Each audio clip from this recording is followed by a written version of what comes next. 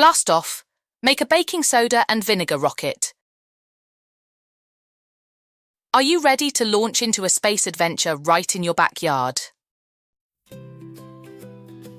Let's make a mini rocket using simple ingredients you can find at home. Here's what you'll need: a film canister with a tight-fitting lid, baking soda, vinegar. Here's how to make your rocket. First, find a safe outdoor space to launch your rocket. Make sure there's plenty of room to run around and watch your rocket soar. Second, open the lid of the film canister and put a small amount of baking soda inside. You don't need too much, just a pinch will do. Third, now pour some vinegar into the film canister. Be careful not to spill any.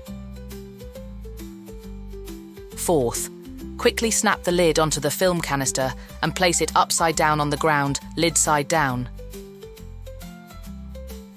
Fifth, stand back and get ready for liftoff.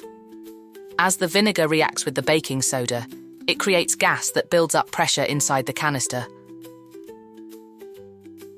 Soon, your rocket will shoot up into the sky like a real spaceship.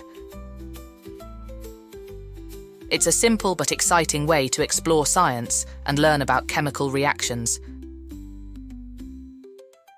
So, gather your materials and get ready to blast off into the cosmos with your homemade rocket. Mixing baking soda and vinegar makes a fizzy chemical reaction that creates gas and pressure, enough to launch a rocket. It's a fun way to see how science and reactions can create real motion and excitement. Baking soda and vinegar make bubbles because of a chemical reaction. The answer is true. Baking soda and vinegar make carbon dioxide gas, that's the fizz. They make gas that builds up and pushes the rocket into the air.